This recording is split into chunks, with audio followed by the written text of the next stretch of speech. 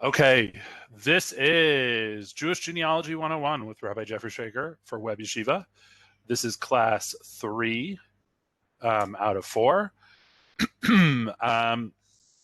Today, we are going to be talking a lot about Jewish resources, Jewish genealogical resources. If there is one class, I think, of the whole series that may be worth a rewatch afterwards, it might be this one. The reason is I put some thought into figuring out sort of the best way to get some of these websites, etc., across. And what I came up with was very little. There hasn't been, I guess, a really good way. Everything hasn't been centralized. And when that happens, what you end up with is kind of a need to go different places to look for different things. As you might imagine, many organizations, it used to be a lot worse, for the record.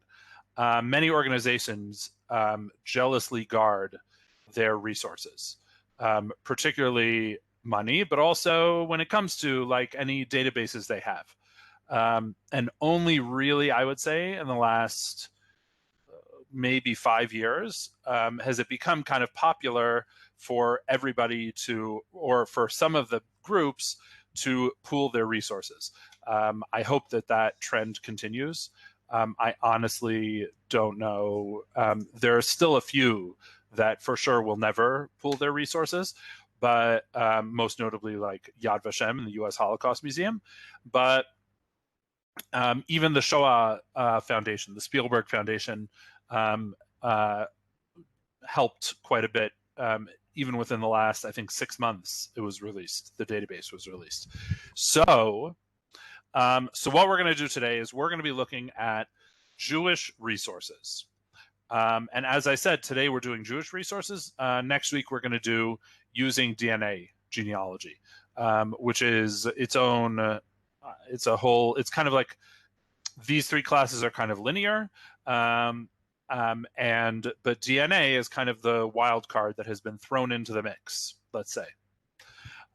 Okay, so usually we've been going through like a PowerPoint. It's very sort of linear in that way. We're not going to be able to do the same exact thing today, just because I could take screenshots, but I think it's much better if we're live. I think it's much better for me to actually like show the websites off a little bit. So just to give us a little bit of an idea, of what we're looking at. Excuse me. So just for a little bit of an idea, we're gonna look at Jewish Gen primarily. If you've never used Jewish Gen, or you haven't used it in the last 3 years, it has changed significantly. Well, I should say the outside of it has changed. The inside has remained generally the same. We're going to hit the tip of the iceberg because the nature of the beast is Jewish Gen is a behemoth website. They have tried to make it as simple as possible, but it is just the amount of information that Jewish Gen contains is pretty huge. And it's also like if you have like 300 databases and each one is separate, going through each of them is pretty complicated, and organizing them is complicated. So we'll try to make that as simple as possible. And it really has to do with finding relevant information on the internet. So in general, Jewish Gen is good for a few things. Number one, it's very good for European records. Not specifically, the best place to be from when you're working with Jewish Gen is Poland, which is nice because a lot of people are from Poland. Some places, because of the availability of records, and we can talk about that a little bit more, But some places just don't have the great records, and or the records haven't been indexed the same way. And so the records might exist, but they don't have so much. They don't have so much like sitting out there that like they haven't been cataloged and nobody has sat down with the books, etc. So knowing where your family is from in Europe will be a pretty big help on this one. The more specific you can get, cities, towns, etc., the better. One thing to keep in mind, by the way, I was helping a student of mine. Who's doing research, and I'll say a big caveat to begin with. I'm terrible at pronouncing names in Polish. I apologize. I'm not Polish. I mean, my family was, but I don't know Polish well. I'm just not good at the names. I always forget. So I have a student who has 3 different towns listed as the birthplace of her great-grandfather. One of them was Prismo. Again, I apologize. Which it's not true. That's not where he was born. But in a lot of ways, the way to view it is, if you were born in a tiny little shtetl, you would say you were born in the city next to it. Meaning, it's sort of like you say, if you're born in, I don't know, if you're born like in a suburb of Chicago, you say you're born in Chicago. And so while it is true, and it usually doesn't get in the way, it's important to keep in mind. My great-grandmother was born in a shtetl called Hanusochi. As far as I can tell, there were no more than 10 Jewish families there, 10 families in general. It's like just a crossroads in the middle of a farm. But she always said Stanislav, which is the city nearby. So the other thing, though, and this is, it's also very important, you find information on the towns your family is from. I have found that to be, in the absence of knowing about my family in particular, there are certain things that you can reconstruct just from knowing the name, like knowing what was going on in a particular town at a particular time. It especially is relevant when it comes to the Holocaust. And so there's actually some, if you know where you're looking, some of them actually you can even find things like the sheet music to tunes that were used for the high holidays in the central synagogue of your shtetl, which is a cool thing. I don't read sheet music, but I'm sure there are people who do, who have taken advantage of it. It also has some information and helps you connect with other researchers. Okay. So with that, we are going to look at Jewish Gen. Okay, the Jewish Gen search page has changed over the last few years. They've tried to make it easier. So the first thing is I'm already logged in, but just so you know, you should you will need a login. Everything on Jewish Gen is free, which is remarkable if we think about it. When you log in, you will be asked all sorts of stuff. Your address, your email, which you can control, and you can also control who sees it. You have mailing lists, Jewish Gen Family Finder, which we'll talk about. The family tree of the Jewish people, I don't think is that exciting anymore. You can save searches. ViewMate also is not such a big deal anymore. And we'll talk about the rest as we go. Okay, so just to get us familiar with what there is, leaving aside the about us, just so that you're aware it exists, under Get Started, there are things for first timers, which none of you are anymore. Frequently asked questions. Info files is pretty crazy, actually. It's divided by, I'm not sure who did all this work, but it's a lot of work. It's divided by where your family may have been from. And it has overviews of, it's a lot of information. But it has overviews of basically where are you looking for information. You see, it has broken up by year, where are the records located, what is out there. Okay, I think it probably would take a few years to get through all of these info files, especially if you're looking in Poland. But in general, it's really good to know about. I've used it especially when it comes to looking for, like, where would I find a record, but also sometimes you're lucky and, like, for example, Russian records or Polish records that were when it was part of Russia, they all follow the same format. And so it translates most of the format for you, except for the names, obviously, of that you're looking for. And also, it also sometimes they have, like, the translations of the columns on records, as we'll see in just a moment. So there's a ton of stuff in here. There's information on Jewish given names, things like that. Okay.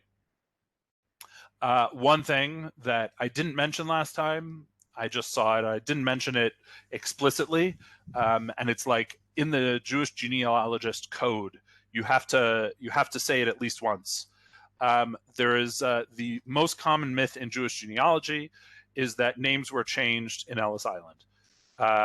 People did not actually. I just read Dara Horn has a new book called "People Love Dead Jews."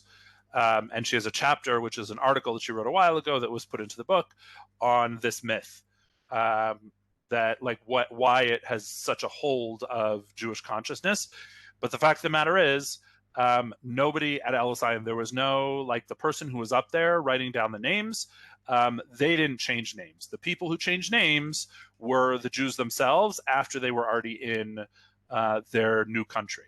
By and large, not by and large. I don't believe I have heard of a single case of Ellis Island that has been verified where a name was changed, unless it was by the person themselves. Meaning, if the person said, "My name is Goldberg," then your name was Goldberg. But it wasn't because, like, there's this myth that they couldn't pronounce it, etc. There were people who spoke Yiddish who were there, meaning, like, they were translating for them. So that wasn't as much of a problem as we sometimes think. Okay, so that's info files. There are tools. They have some online genealogy classes. I know the coordinator of education passed away about a year ago, so I'm not really sure what they're doing actually educationally.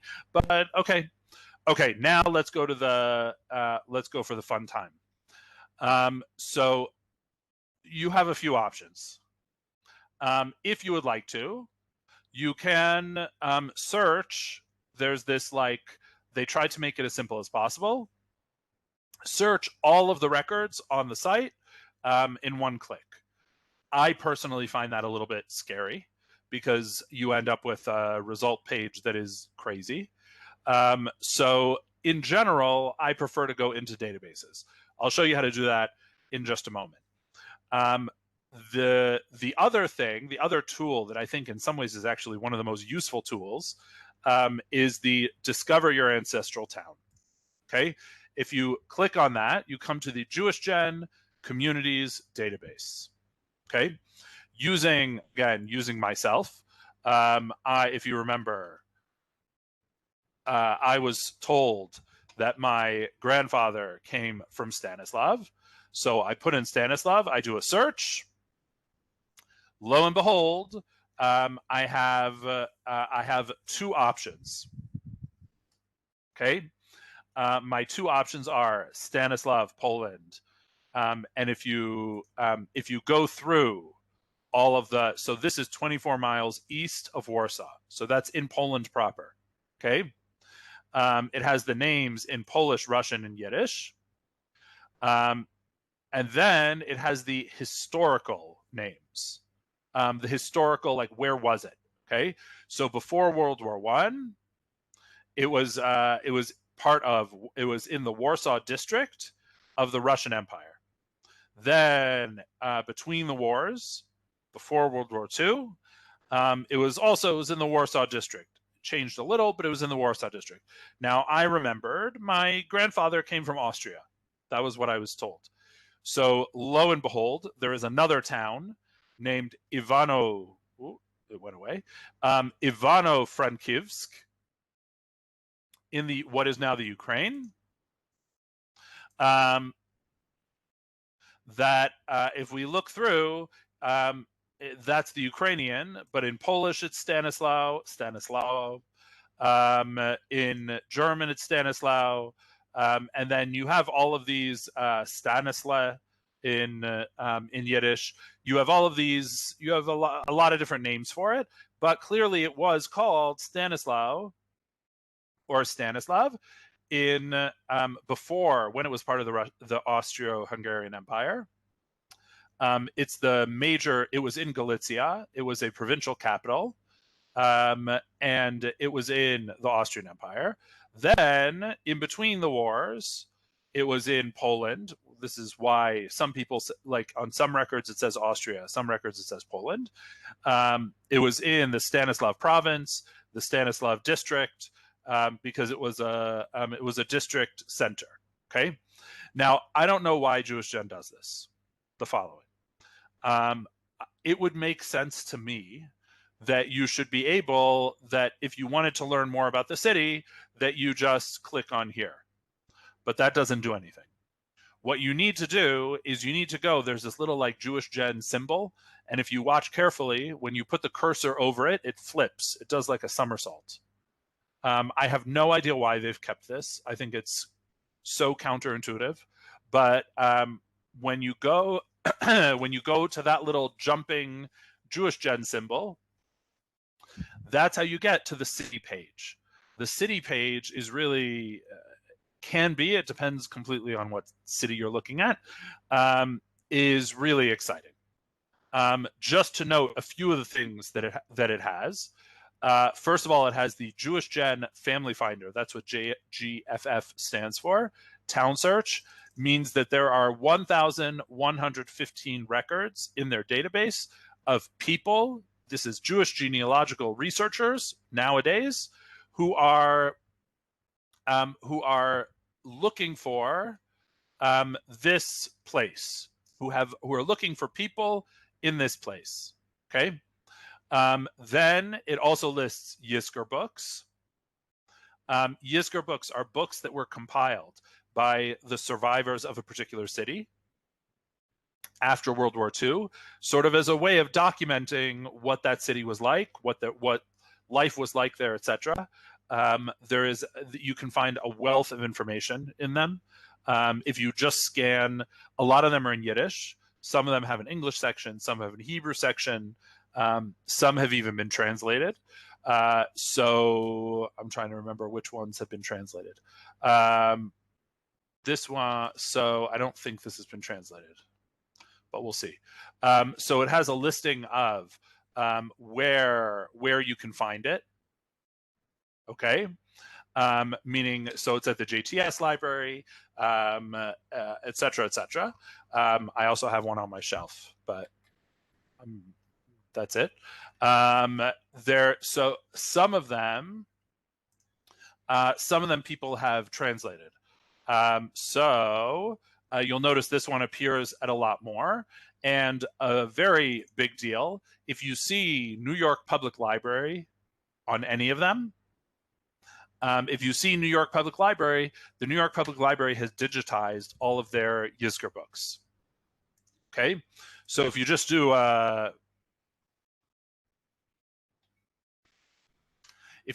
search for New York Public Library Yizkor books, the Yizkor book collection comes up, and you can find there's a complete list. You can search it.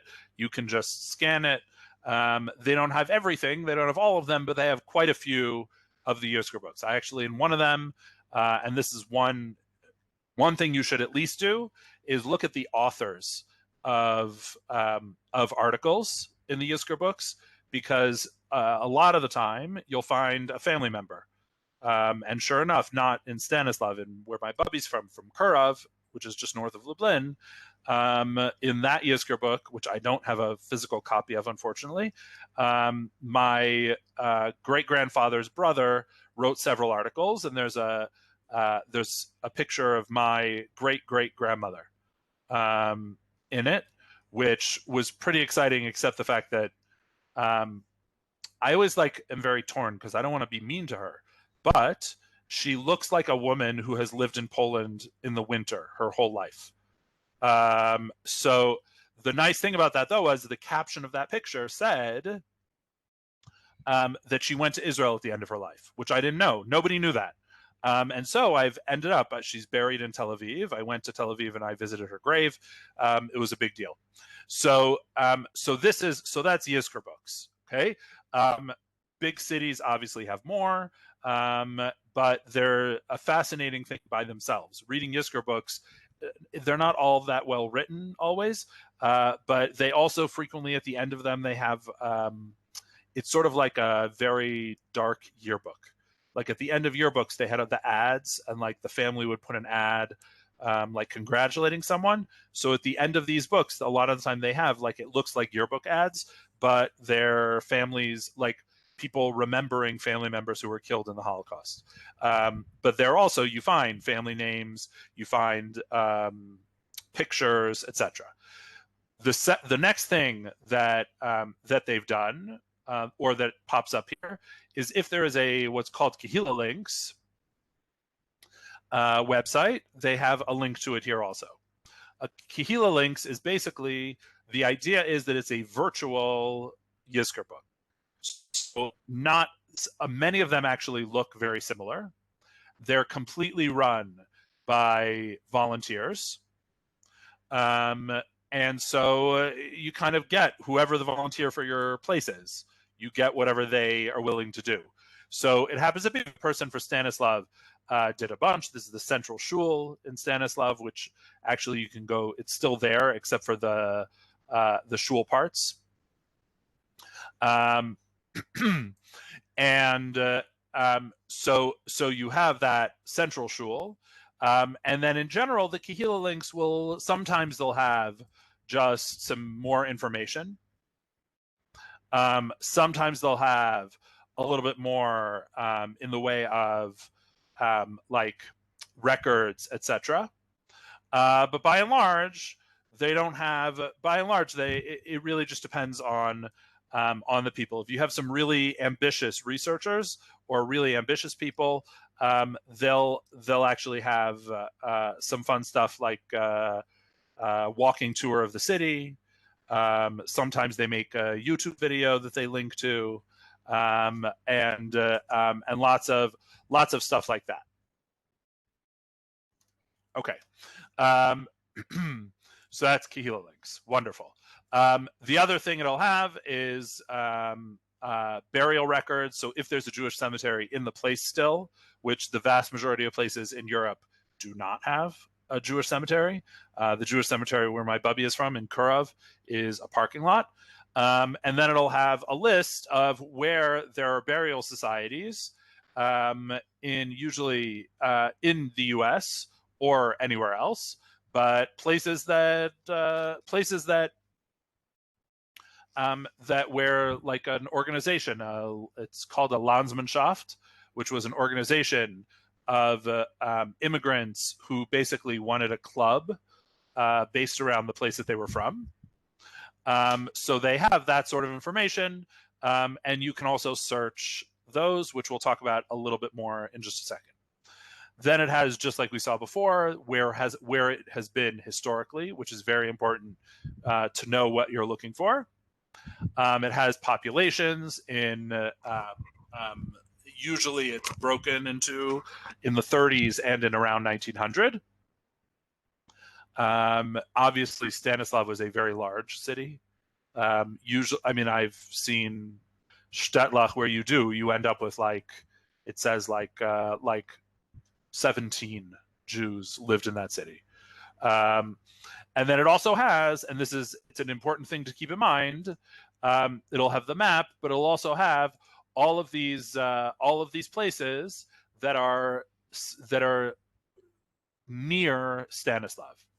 A lot of the time, as I said before, this is the real big deal here, is that you can find some additional information, especially, so like I said, my great-great-grandmother was from Hanusochi, which is right outside of Jezupol, or Jezupol. It's not even listed as a town, but it's, again, when you're looking kind of in the area, it's important to know. Okay. So that's the communities database. There's a lot of, again, I'm scratching the surface on what is a ton of information that is potentially there. Okay. So then if we're back at the homepage, as I said before, I prefer to go through the databases, not to do a general search. Personally, that works for me.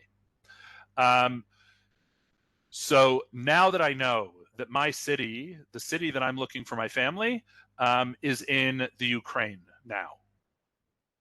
So if I click on so first of all, there are some general databases. We'll talk about the Holocaust database soon.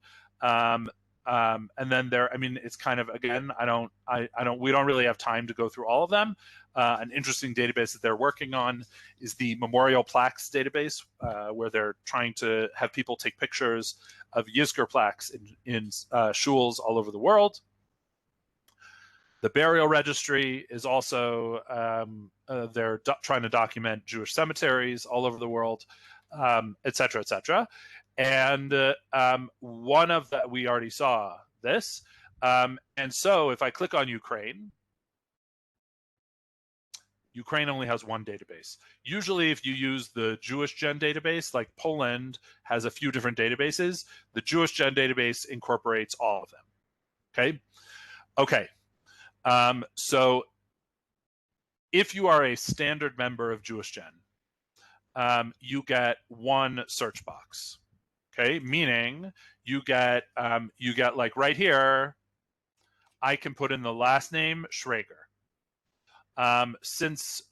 If you donate, I think usually, I have to renew soon, but usually it's $100 a year.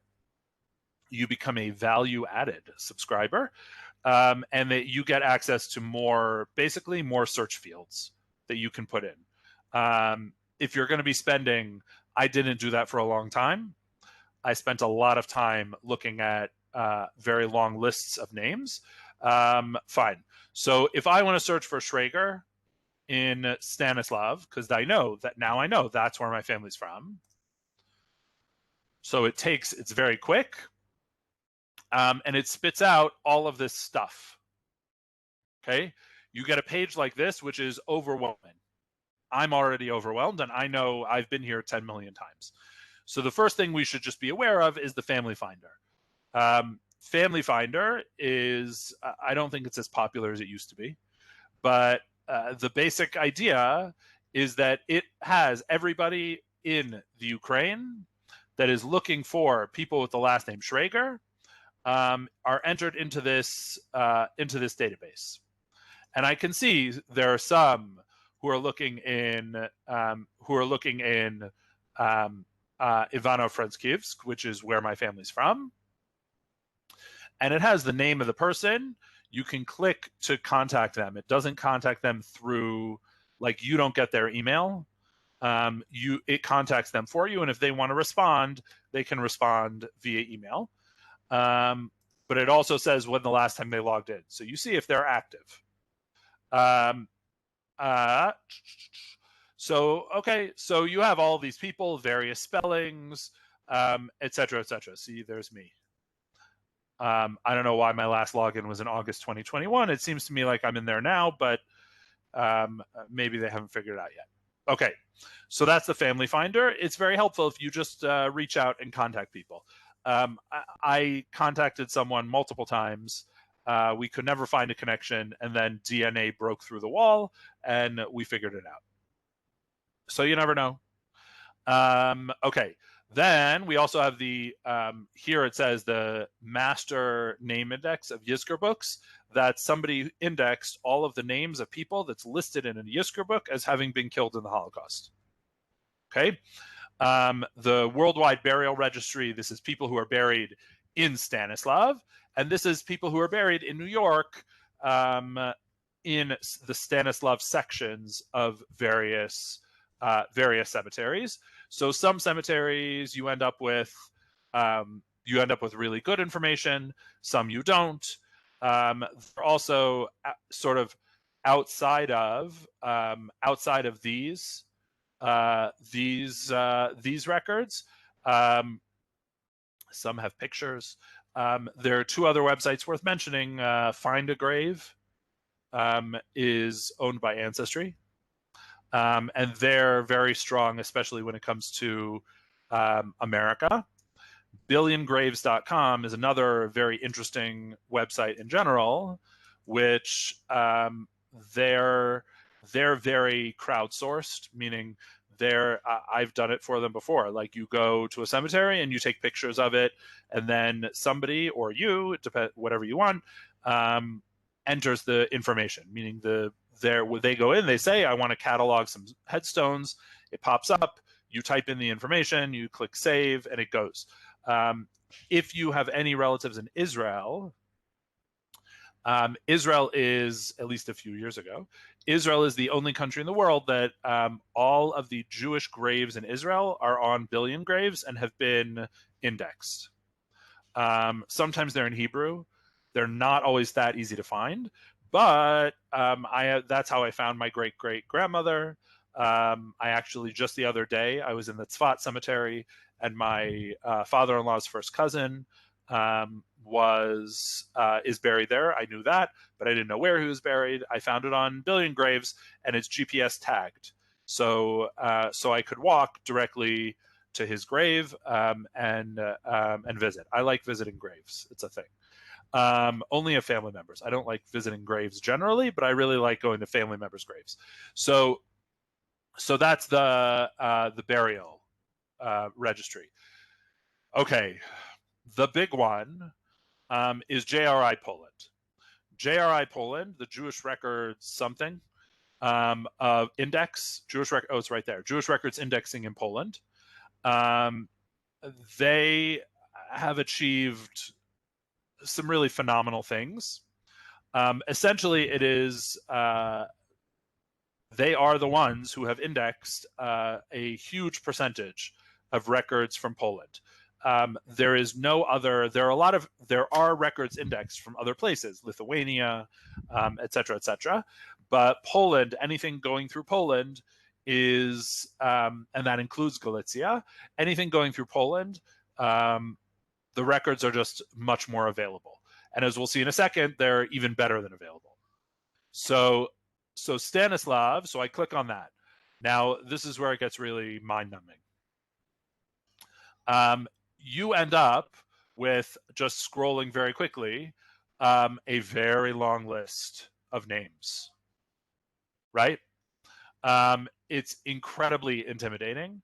And if you don't know what you're looking for, it's a problem. So first of all, this is for the Stanislav district. So the entire district is going to be in here. Okay. So this city, which is not where my family was from, to the best of my knowledge, I'm not really interested in. So I'm going to scroll right past. Also there, not interested, not interested, not interested, not interested, not interested, not interested.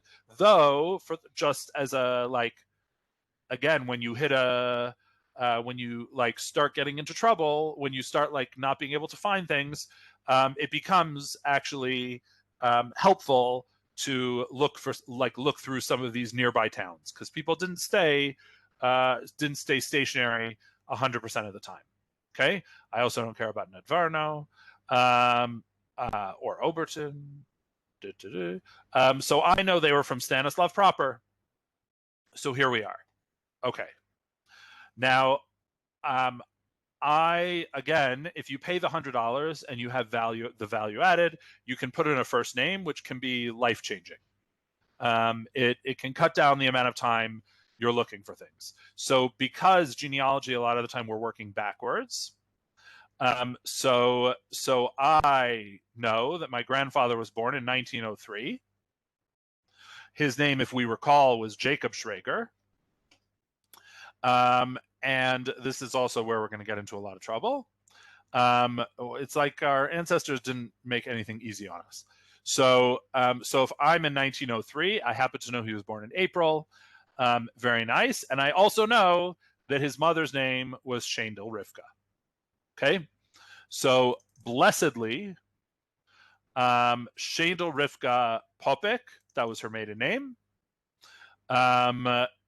It says R. Schrager. We'll talk about that in just a second. But here we have a record for Jacob Schrager, born in 1903, to Shendel Rivka Popik, that stands for Rekta, which means corrected, Schrager, in Hanusochi. Okay. In what I think is one of the first things that the government of Poland ever did that was nice for the Jewish people. I'm in Israel, so I can't get arrested for saying that. So they have put everything online. All of the records, the originals, are online. So this is my grandfather's birth record. Okay. I remember the day I found this. I was like very, very, very, very, very excited. Okay. So there are a few things on here. It has the date he was born. It has in Polish, so it's Polish months, fine. It has the day of his bris. And it has his name, Jacob, fine. This is his twin who was stillborn. It has his gender. And then it has his status. This is where we get into trouble. As much as the Austrian government begged the Jews and even forced the Jews or tried to force the Jews, they wanted the Jews to register weddings with the authorities. Jews are stubborn. I don't know if you've ever encountered some, but many Jews are a little bit stubborn, especially when they're being told they're dirt poor and they're being told you have to pay a certain amount of money to get register your marriage.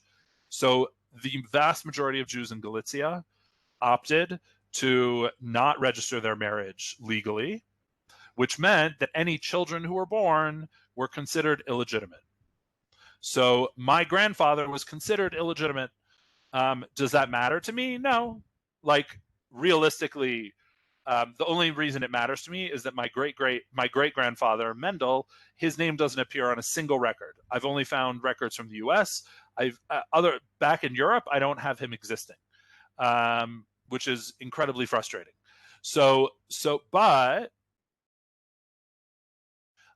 But what you do end up with is this box here. And it's not this is why looking at the original is important. It says Shendel Rivka Popik, Rekta Schrager, this says Hanusochi, Zhezh Radishe, which means it's the daughter of Wolf Popik, from Hanusocha, and Bela. It says Schrager. I'm not sure it's Schrager. I've never been very convinced that she was a Schrager, though one thing is it's not uncommon for families to have married within their families. But I have her in my family tree as Bela Popik. And then this is the doctor, the Moel, or it could be Moel doctor. I think this is Dr. Moel, the midwife, and then this is for any notes. So if a father took the step of saying that they were the father, you would have their name there frequently in Yiddish or in Hebrew, with two witnesses.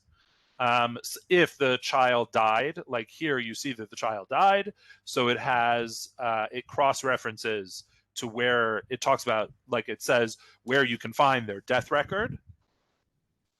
And that's it. Okay, so that's a very quick overview. And again, you can find, this is like I would say in the Not 101 class, we would talk about like how to work with these records a little bit more in depth. But one thing that is frustrating about this is that, okay, so now I know that Jacob Schrager, my grandfather, I know that he's there, but there's nobody else. Shendel Rivka doesn't have any more children here. And that's because all of her other children she's listed as Popik. So then I have to go back and do a search for Popik, and lo and behold, I find her and all of the children that she had. Okay, just a quick note, Gesher Galicia, this is actually pretty new. Gesher Galicia is what's called the Special Interest Group of Galicia researchers, which they have their own records. Until recently, this was not, none of this was here. It wasn't cross-indexed. Thank God they've shared a little bit. And you can, if you do this, you're brought over to the Gesher Galicia webpage. One thing that's important to note, all locations have pretty much, I shouldn't say pretty much, but most locations have their own special interest group, and frequently have their own records. Like they focus on their own records, and so it's worthwhile if you're Lithuanian, you can be in the Litvak group. You can be the Yekis have a group. Like everybody has their own group, and so it's helpful to see all of that. Okay, wonderful. So the last thing in here that I want to, these databases pop up. The Holocaust database acts on its own. So again, if I'm looking for Schrager in the Holocaust database, I get all of this stuff. Okay. And when I get all of this stuff, some of them are very, very, very, very small databases. Schindler's List is always very popular. This person, as far as I know, is not related to me, though there is somebody on Schindler's List who is related to me. But Krakow Ghetto, I think, had one. But in general,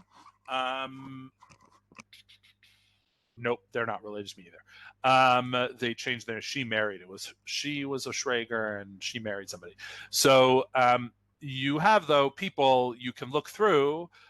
It's not always easy because Holocaust Records is a whole other ball game.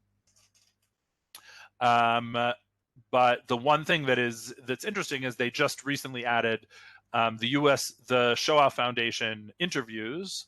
They added a database for them where they have the person's name and like what they talked about in the different people that they mentioned in their interview.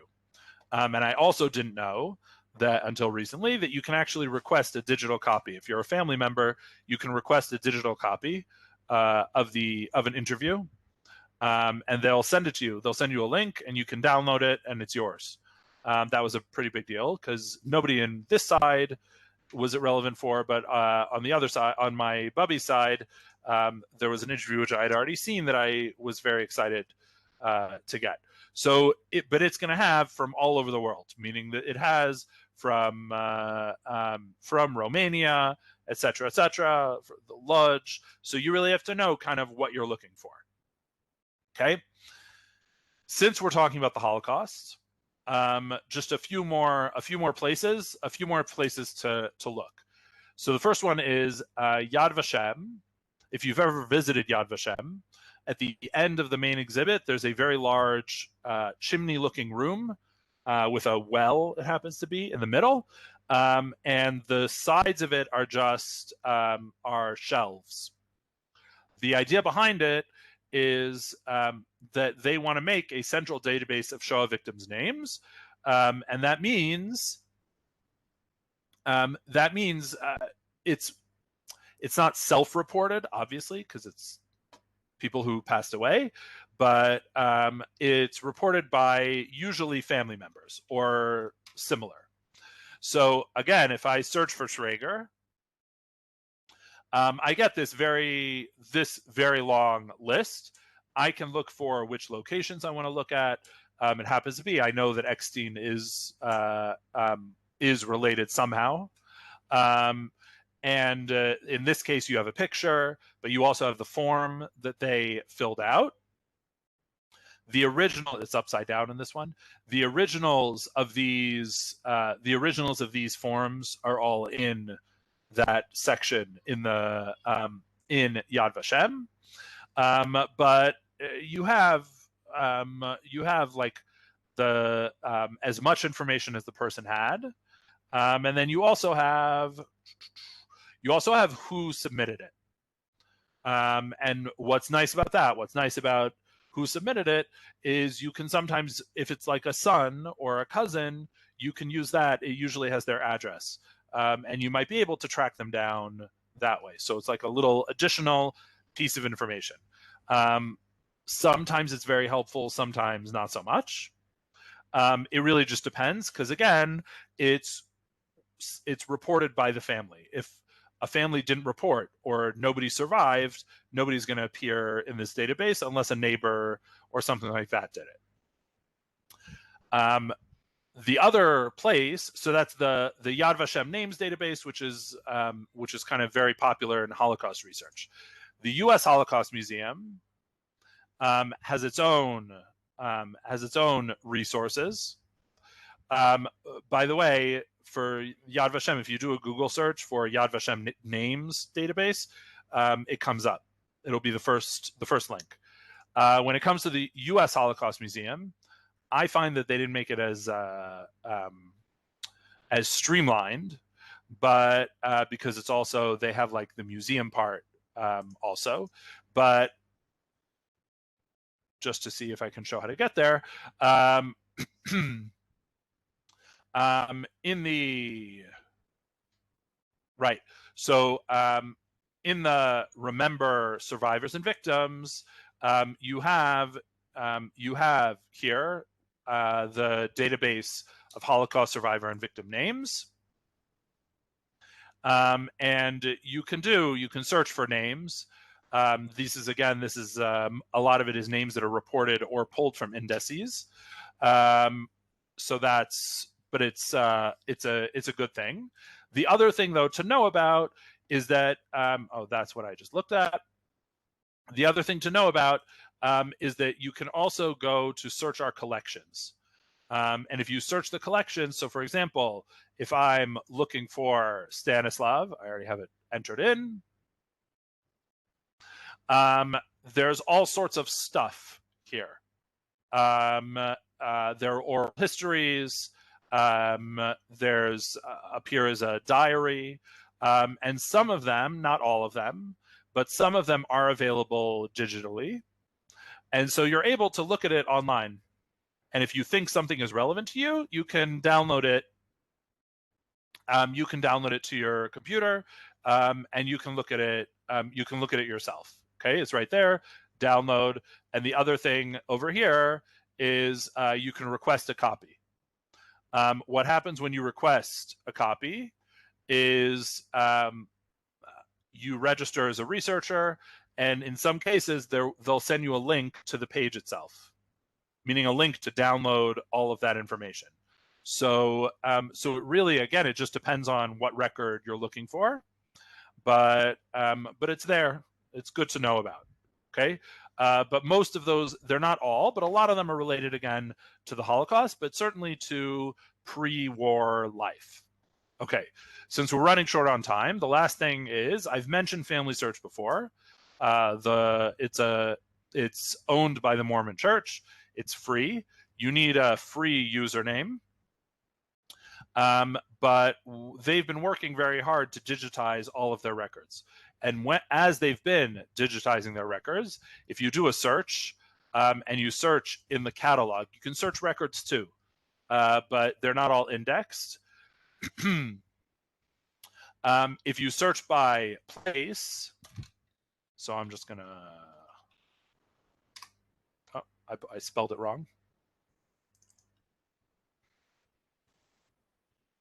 And you search by place, you have Poland, Stanislaw. It gets a little bit confusing because they sometimes do it differently. So I'm looking for Jewish records. Metrical Books is just all sorts of stuff. And it says the physical is 1 microfilm reel. But if you click on that guy, the camera, sometimes, again, not always, sometimes it's protected, but frequently you'll get the images of the microfilm. Now, I wish I could say this is very user-friendly, but what you end up having to do is you end up having to, this is the original book, and you end up having to scan through in what is a pretty frustrating process at times. You end up having to scan through tons of images. Okay, if you know how to use a microfiche reader, it's actually helpful because it's just like the digital version of that. But the books are at least there, and I thought it was important to at least mention that that's out there. Okay. Okay. So this is Big Adol. More or less, these are like gets you started on your Jewish journey, let's say, in genealogy research. Meaning, this is how once you kind of max out on the countries, like the countries outside of your where you are or where your family lived, you can start looking in always, I think, start with Jewish Gen, and then you build from there. In my experience, the more time you spend on Jewish Gen, the easier it becomes. And if you're on next week, we're going to talk about DNA and then some like next steps. In those next steps, some of those things include how to reach out for help. So you can definitely reach out to me, but in general, as I've mentioned many times, the genealogy community is pretty wonderful. People want to help. So there are ways that you should be aware of, that you'll be able to get help. People like say, I'm looking for such and such record. Can anybody? I'm new. Could anybody help me find where I should look, or any advice? And a lot of the time people will help. So that's Big Adol. If there are any questions right now, I'm more than happy to answer. You can put them in the chat. If you want to ask a question directly to me only, you can email me. Somebody emailed me and I only responded from Thursday and I only responded today. I apologize, but I try to turn it around pretty quickly. But that's the general story. So if anyone has any questions, feel free to stick it in the chat. Otherwise, I will see you next Sunday for our final class, where we'll talk about DNA and how we can move forward. You can move on from where we are now. Okay, so have a wonderful week, and I'll see you next Sunday. The classes are all recorded. If you go onto the Web Yeshiva site, it should be under recorded classes. If you can't find it, you can let me know. But there's one thing that says live classes, one thing that says recorded classes. Everything should be there, and you can watch this class again. I think it usually goes up within an hour.